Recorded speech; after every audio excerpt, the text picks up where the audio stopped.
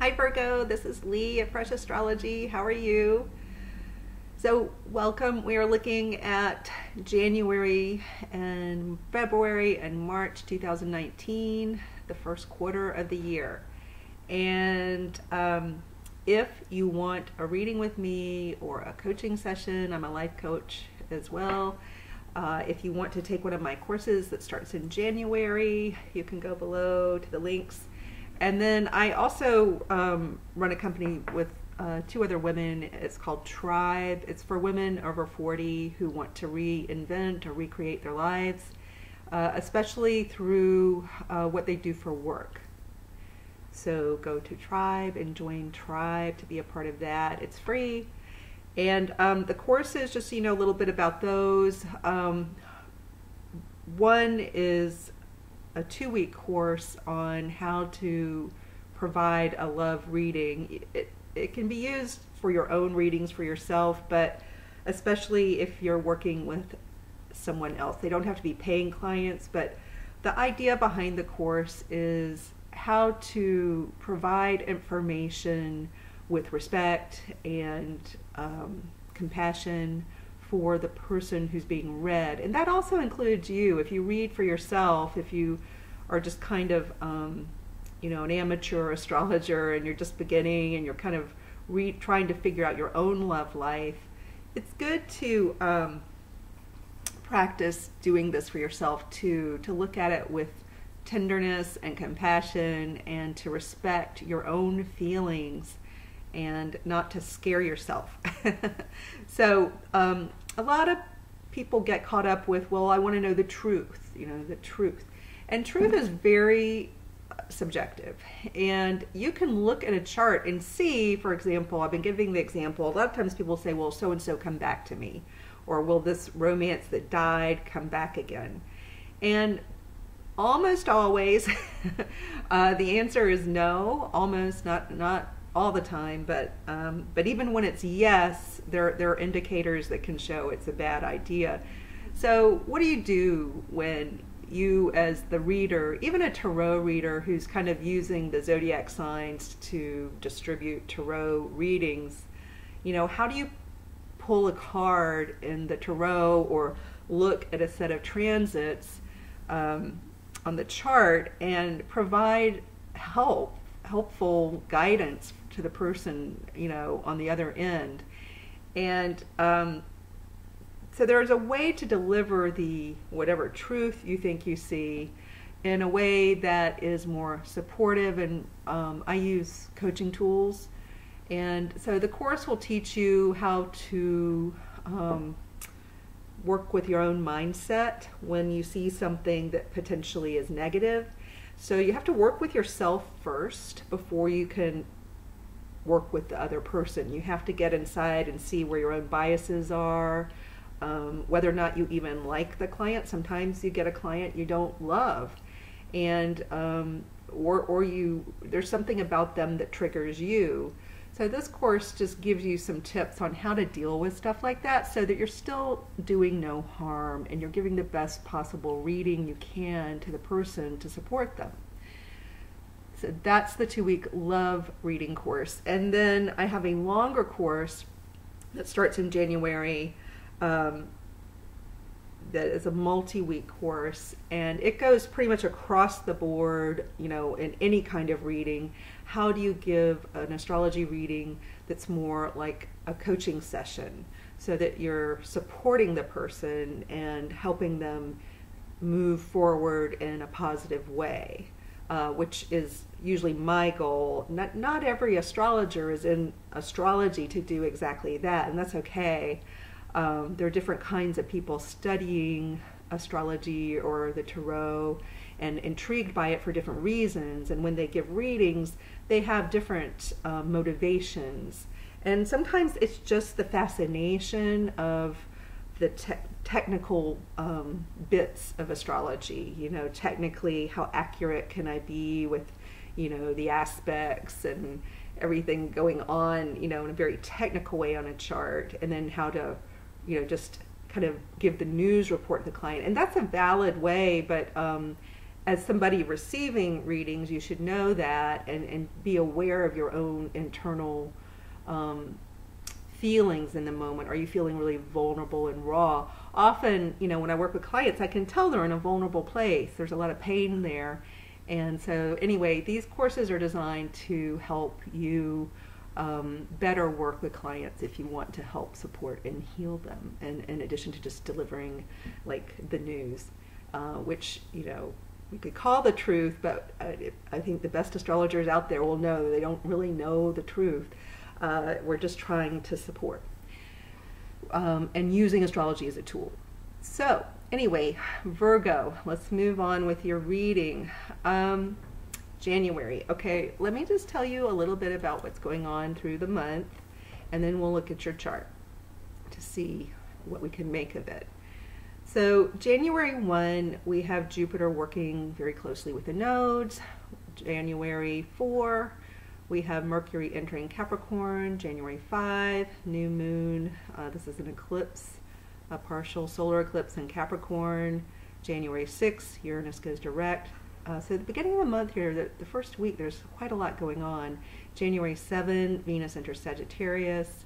January 9, Jupiter working with Uranus. And Jupiter's just flying through Sagittarius right now. It's moving really fast. So it's creating a lot of fast change, very dynamic change. And it's got kind of this upbeat feel, usually, for most people.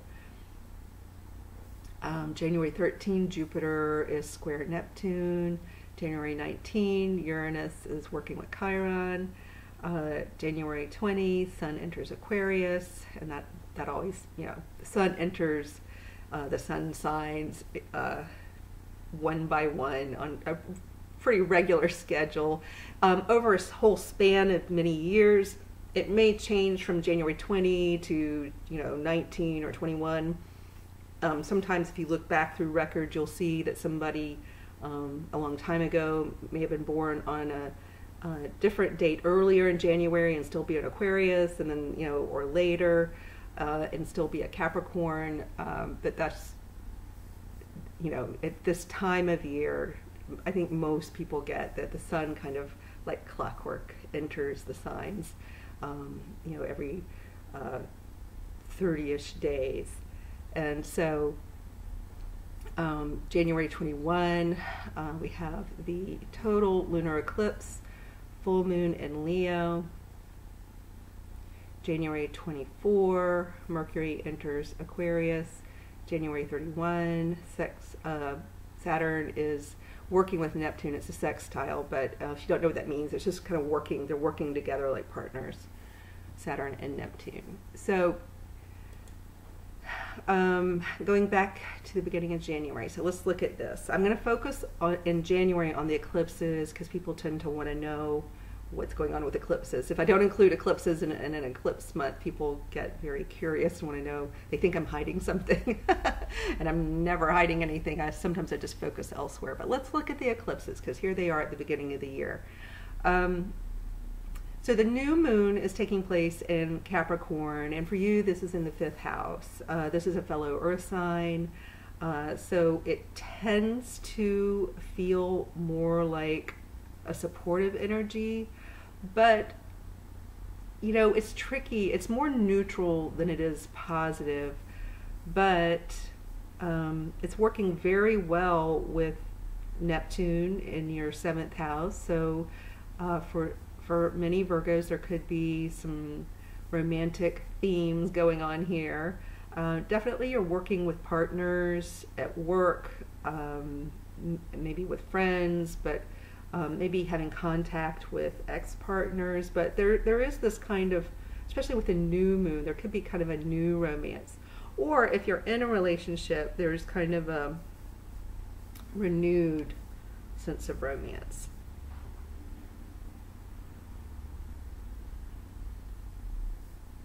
When I'm quiet, I'm just studying. I'm seeing what else it may be doing for you. So if you have children who are possibly going off to college or doing something beyond, they're older, over 18 and older, there may be some news coming up in this quarter, And the new moon may be kind of the beginning of this news. It may not be fully unfolded, but there may be some news or some kind of new declaration from a child if you have a child. If you want to have a child, this could be an interesting time. There may be some activity there, wanting to have children or actually delivering children, if you're pregnant. I'm trying to think in terms of conception.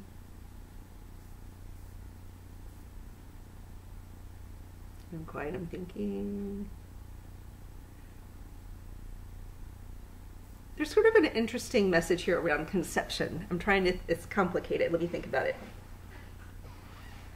I don't see any harm in trying to conceive. I think if you don't want children, this is such a complex array. I would just be very careful. Again, it's more like interesting news. So maybe you receive news, some of you, that you will conceive, or if you're involved in any way with babies and mothers and delivery of babies or anything with young children, maybe there's some kind of news activity, something like that for some of you. But I do see love, some love stars. I do see, it's definitely more of a romantic chart, so it's interesting that way. Virgos don't always get that, so it's nice. You've got Venus and Mars working together. They're in very interesting places. It's very psychological. So let me think about this. It depends on who you are, what your situation is. So like if you're married, this could just be a more romantic time. It has a lot of potential just to kind of add some life and make January for sure feel nice. It feels like a nicer time. Maybe you're going to plan a trip together also, especially for people who, so there are two different groups of people here that I see. I see people who might be getting engaged and getting married, so it's a new, well, it's not a new relationship, but it's one that's going to the next level where there may be an engagement. I also see people who have been divorced or ended, or maybe through being widowed, have moved on from a first long-term relationship that's ended somehow. Maybe not through divorce. Maybe it's you've become a widow or widower, and there's this opportunity for a second long-term relationship that could be quite serious or permanent. So be careful who you choose to date during this time, because there's this feeling of permanency and, wedding bells kind of off in the ether for things. So be choosy, be selective, but be willing to, if you've been single for a while and had, struggled in the dating world or been disappointed, go ahead and put yourself out there. I mean, this is a good time to do that. This year and next, really, and even the years beyond, you're kind of entering a new love cycle. So I would say if you're single, get out there and just keep trying is what I would say. The total lunar eclipse is, again, kind of psychological health and also maybe career related, but think about it.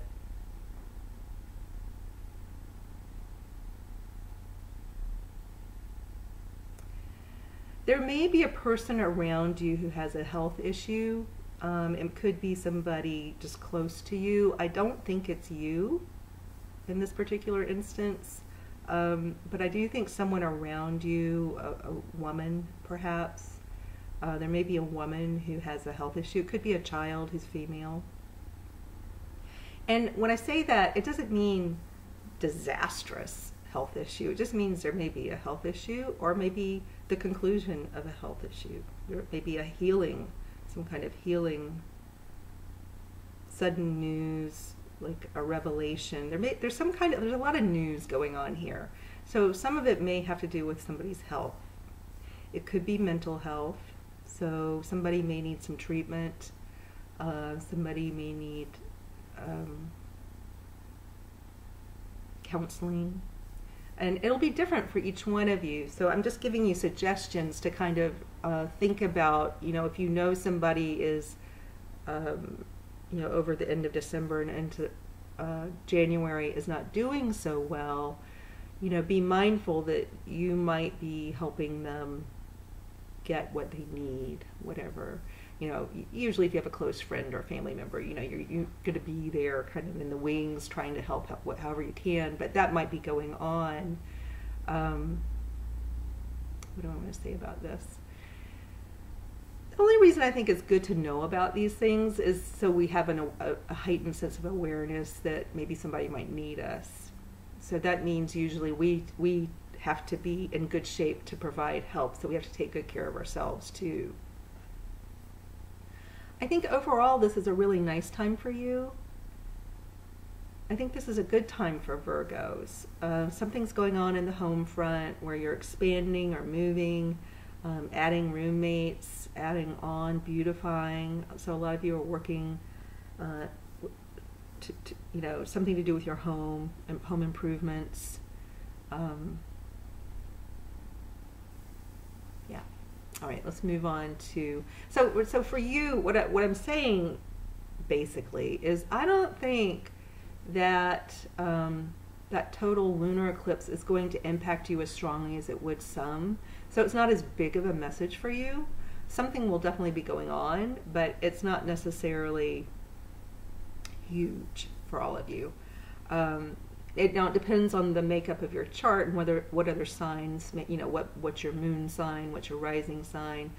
I would say the new moon that happens in Capricorn is more impactful, and that one seems more upbeat and positive. So I think it's a good month. All right, moving on to February. So I'm kind of focused mid to late February here because we get this cluster of events. The same way we had that little cluster of events at the beginning of January, I kind of look for where I want to focus in the month. And so I'll read this to you, kind of see the progression of what happens. February 3rd, Venus enters Capricorn. February 4th, new moon in Aquarius. And that Venus into Capricorn is another kind of signal that your romantic world could be nice. You could also have a special female, maybe a child. So for a lot of you, this could be a child who gets the spotlight this month. Usually good things happening. February 4th, new moon in Aquarius. February 10th, Mercury enters Pisces. Again, that's another kind of signal of somebody possibly coming in as a partner, or news about a partner, ease of communication between and among partners, like in a business sense. February 14th, Mars enters Taurus, which Taurus is a fellow earth sign, and if this is like a second long-term romance, things could be heating up. You could be traveling with them to see them. They could be traveling to see you. That's around Valentine's Day. February 18th, Jupiter and the nodes working together again. February 18th, so this is the February 18-19 area where a lot's happening. So Jupiter working with the nodes, Chiron enters Aries, Sun enters Pisces, full moon in Virgo. So let's go back and look. So we're kind of focusing around the time of the full moon in Virgo.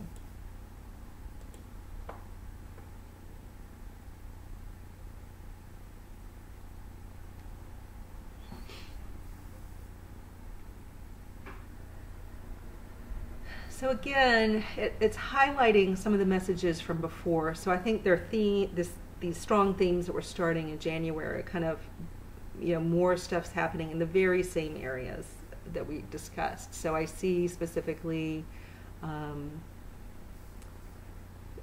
big events for you personally in partnership. So again, this could be work partners, love partners. I do see a pretty strong romantic theme here for a lot of you. If you go through this time frame and there's no romance, I think it's more related to children and work, especially work that feels like play. If you have work that is project oriented and fun for you, then I think some really positive things are happening. So that's still good. You can I think all of this is very positive for Virgos pretty much across the board. There are a lot of exciting, fun things happening for you psychologically. You're more boosted because you've got Jupiter in this fourth house area. It's giving you kind of a lift and helping to support you during a time that's busy and full of change. So no matter what's going on, and there are going to be a lot of married Virgos out there who don't really like the whole romantic thing. It's always nice to feel, renewed or consistent romance with your partner if you're married.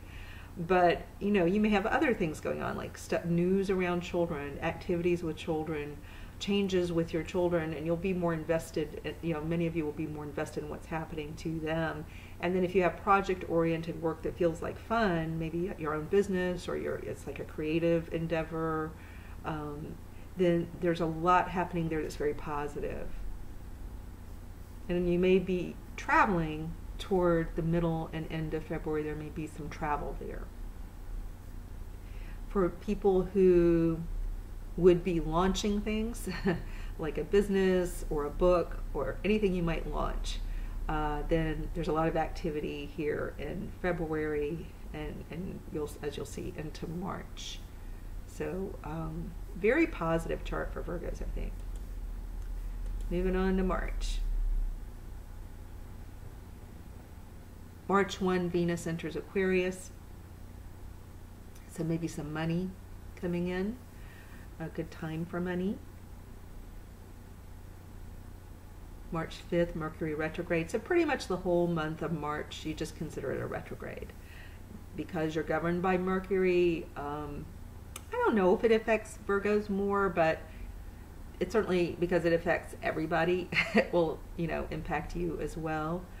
So Mercury retrograde, pretty much consider that full on the whole month of March. Uranus enters Taurus on March 6th, because Taurus is a fellow Earth sign.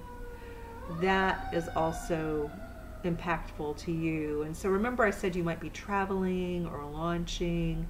There's a lot of new stuff, maybe some new education theme going on where you may be going to school, or maybe themes with your children going to school. You may be teaching, but you're definitely impacted by this Uranus into Taurus for the next 7 years.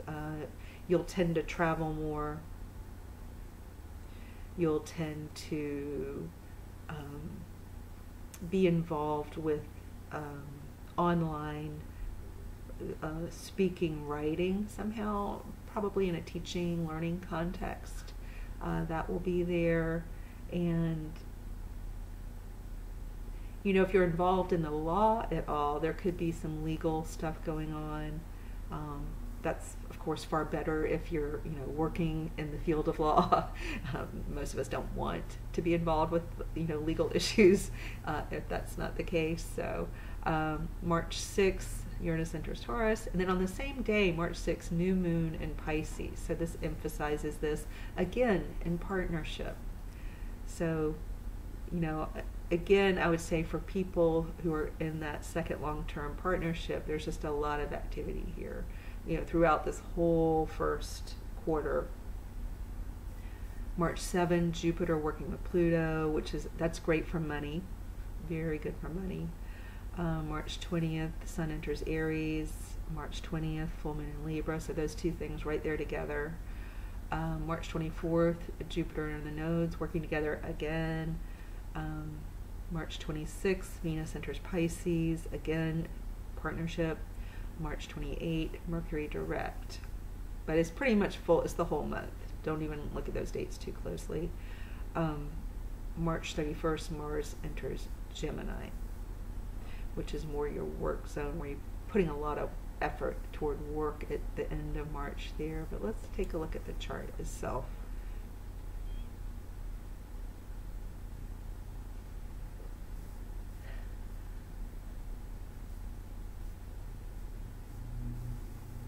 Yeah, all these new starts for you in multiple areas potentially. So you just It's not just one area of life. With March, there are multiple areas with new starts.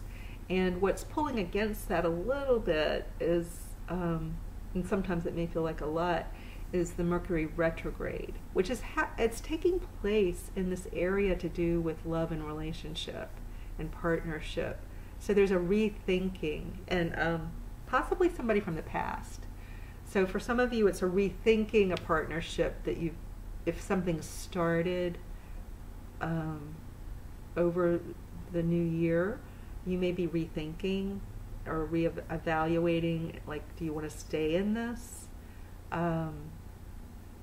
Even a long-term relationship, you may be reviewing something about your relationship. Now, it doesn't have to be negative. It could be, if you're one of the ones who got engaged, as many of you will be doing, then you may be reviewing how to get married or stuff about wedding plans, talking more. Maybe even sometimes before getting married, you might want to do like a little couples counseling just to kind of cement your expectations and get on the same page. So that's some of you. And then some of you, there's this person from the past who comes in March. And let's see what it looks like, if that's a good idea or not. It's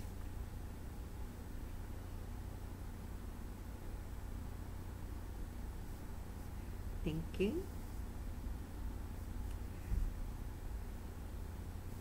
It's hard to say. When people come back from the past, it's really important to understand why it broke up to begin with, why it didn't work, and how everyone behaved. Is this a person who brings out the best in you?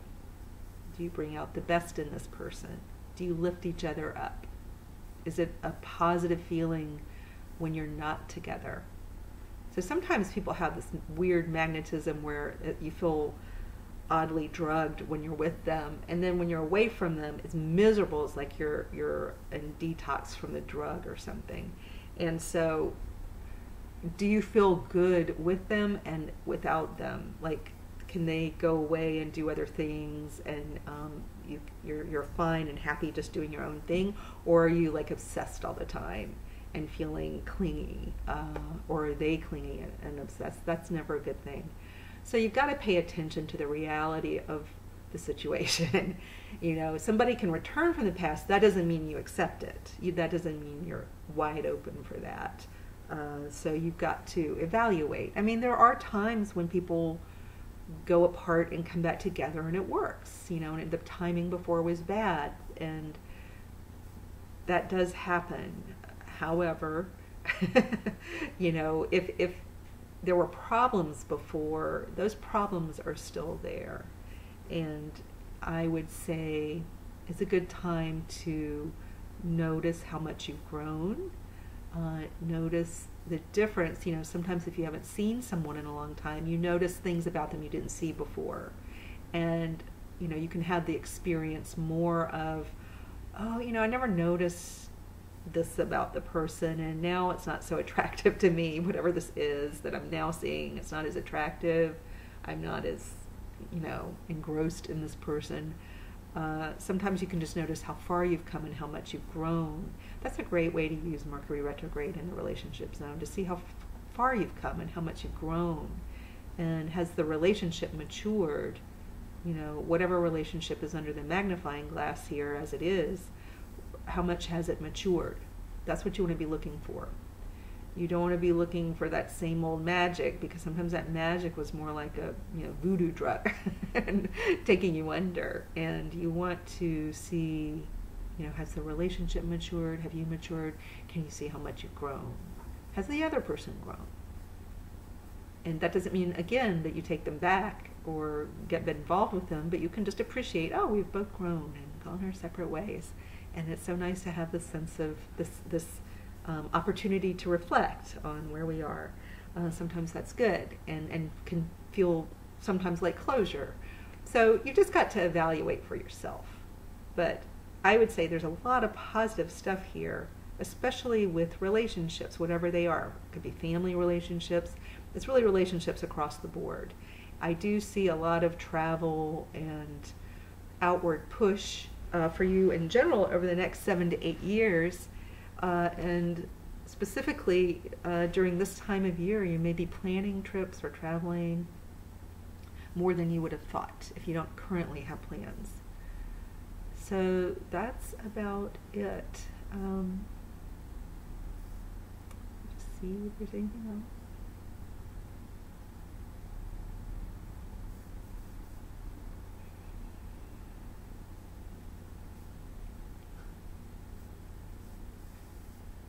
The money that I spoke of earlier when I was reading through, I think the money comes from, like if you're renting out a space, you get money from that.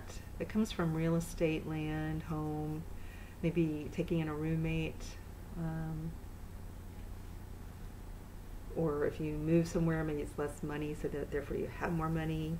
Maybe could be a romantic partner has more money or does well. Could be a child who has money coming in through a loan for school or inheritance. I don't know, however a child, it depends on how old they are, right? Or maybe they get a good job, but you could have a child who's benefiting from some financial help that feels lucky and uplifting. The only thing that really comes to my mind because of the age of my children is like college loans or money for grad school, but it could be other kinds of monies that come in that help your children. There could be some seed money or money coming in to help those who have those projects we talked about. If you have work that feels more like fun and is more project oriented, maybe you have your own business, there could be some money there. So if you have your own business, I think it's really, really good news financially. And you may not see it in this quarter, although I think you may. Some of you may, but whatever you're doing now is going, I would say, is going to be profitable soon. And by soon, you know, I'm usually talking in astrological terms. Soon could mean the next year or two. But some of you may be seeing money now. All right, that's it, guys. That's the first quarter. Take care of yourselves. I'll talk to you soon.